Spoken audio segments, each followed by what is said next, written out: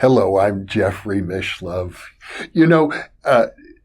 Today is Monday, the 2nd of July. I am now preparing a monologue that'll be released early in the morning tomorrow. And I realize one of the advantages of not having a backlog is that it gives me an opportunity to respond immediately when viewers post comments to previous videos, and an immediate response is sometimes called for. Now, one of the viewers, I think John Paul is his name, said, I haven't been talking about the divine feminine. And he says, I want you to do it as soon as possible, the divine feminine. And actually, I can tell you this, there is an interview with James P. Driscoll on the Godhead archetype, in which he's very explicit that in Western culture, the Godhead archetype, as analyzed by Carl Jung, the great Swiss depth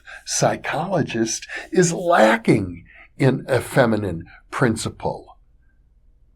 And that's one of the big gaps in Western culture. Now, Jung suggests it could be maybe the Virgin Mary is the closest really that we get to the idea of the divine feminism, of the divine feminine in Western culture.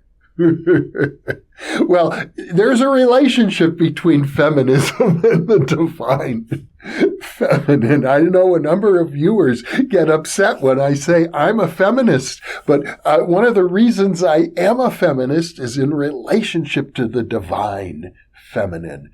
Because as a parapsychologist, probably the most marginalized of all legitimate sciences, I'm aware of a certain affinity that I have for other marginalized groups. Well, what are the other marginalized groups? Women, people of color, indigenous people around the world, people from the southern hemisphere as opposed to the northern hemisphere, people who practice alternative religions such as witchcraft, shamanism, Gnosticism.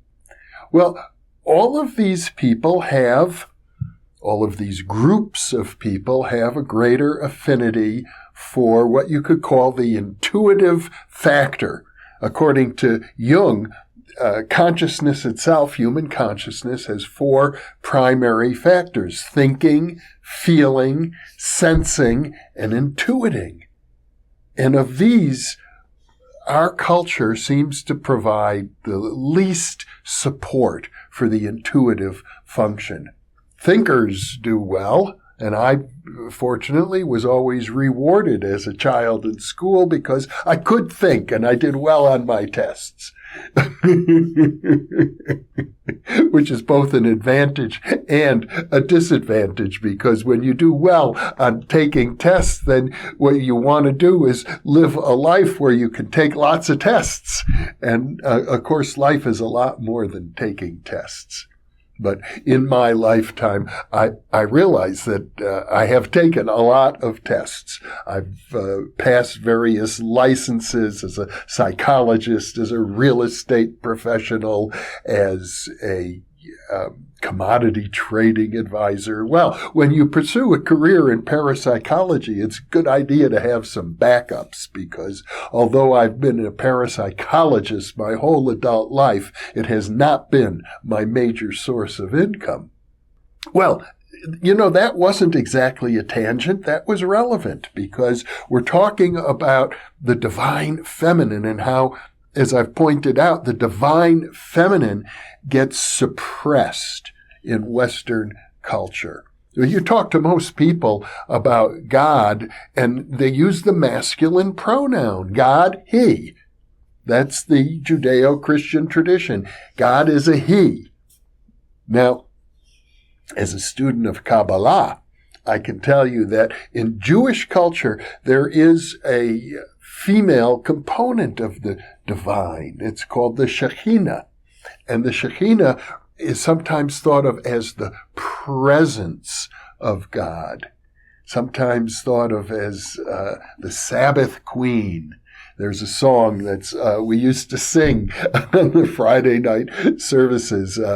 Come, O Sabbath day, and bring peace and healing on thy wing, and to every troubled breast sing of thy divine behest. Thou shalt rest, thou shalt rest. Well, that song is, to my way of thinking, considered sort of an expression of the divine feminine. It's welcoming, as the Jewish people would say, the Sabbath queen. Well, the Sabbath queen is another way of referring to the feminine presence of God. And in the Jewish tradition, the welcoming of the Sabbath, all of the rituals that take place not in the synagogue, but in the house, are often the domain of the female head of the house. The blessings on the candles for Sabbath, for example. Now, of course, I'm not an Orthodox Jew. There may be Orthodox Jews who take issue with this, and I know they have very sexist attitudes. I'm sorry to say.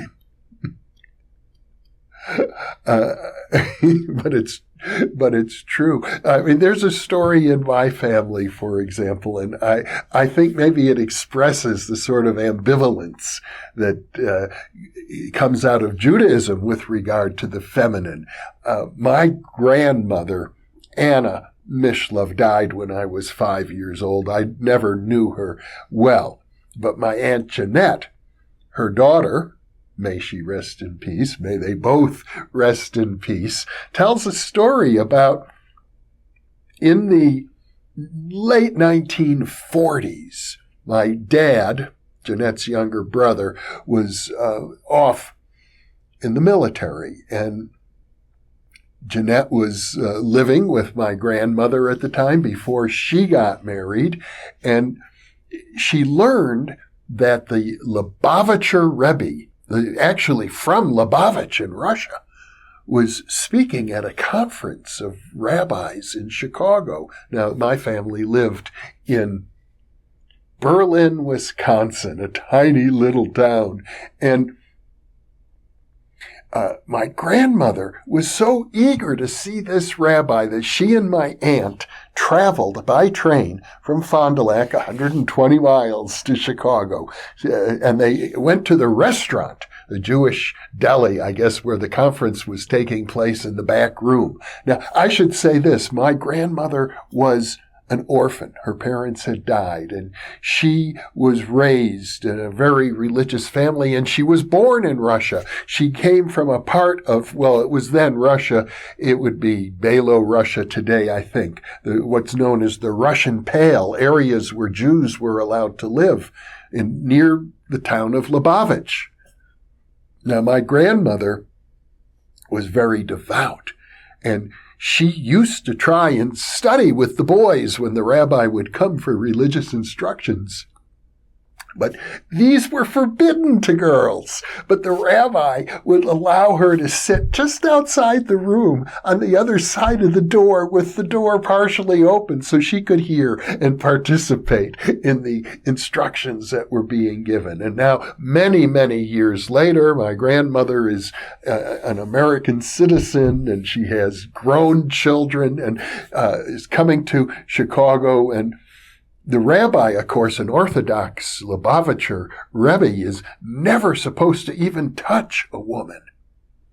And my aunt and grandmother are sitting in the restaurant, and they want to talk to the rabbi who is in the private meeting room, and they pass a note to him saying, Anna Schwam, that was her maiden name, is here to see you. And eventually the rabbi came out, and my Aunt Jeanette was so impressed.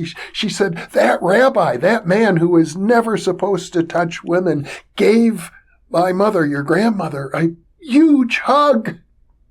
Unheard of. But it was because they had a close connection. It was because I think that rabbi, a Lubavitcher Hasidic rabbi, understood something about the divine feminine.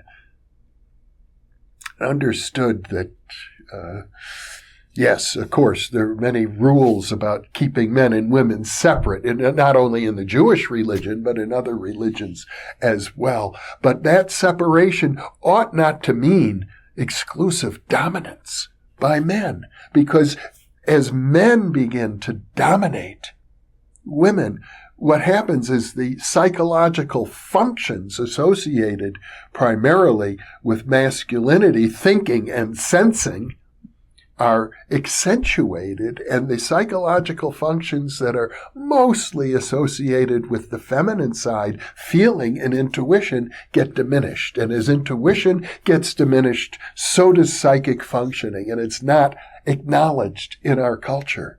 So we live in a very off-balanced culture because of that. Because we don't acknowledge the divine feminine, and as such, we don't acknowledge the power of women in our own culture. For example, people say, why am I a feminist? They say, look at how powerful women are. They are ruining men's lives everywhere. They control all the money. And people have gone on and on about why they are not feminists. But why I am a feminist is sort of like this. Women are making great progress now, moving into the world of business, not being relegated to just being at home. And if women keep making this kind of progress in business, why, in just another 1,500 years, we'll have full equality. Well, why not today? Why is it that the average woman earns 70 cents on the dollar compared to men doing the exact same job? To me, it's a question of simple justice, and not only simple justice, but a question of, I'm a feminist not so much for women, but for myself, because I think that the imbalance that we have in our culture hurts men as well. Like little boys who are taught at around the age of 7 or 8 to be a man and stop crying. And so little boys learn how to suppress their feelings. And men with suppressed feelings, well, they create all kinds of problems in our culture. Perhaps there are problems for women as well, who don't get the respect that they ought to get when they do have masculine qualities, like a fine mathematical mind. I would like to see balance restored to our culture.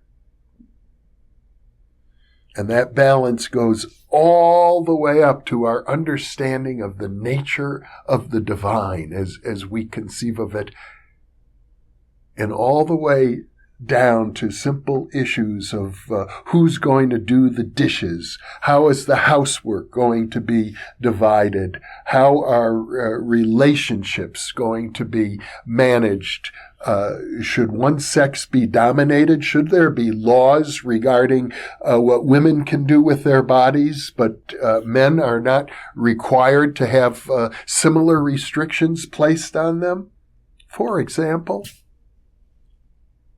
All of this, I think, is about how we ultimately treat ourselves, how we treat our psyche.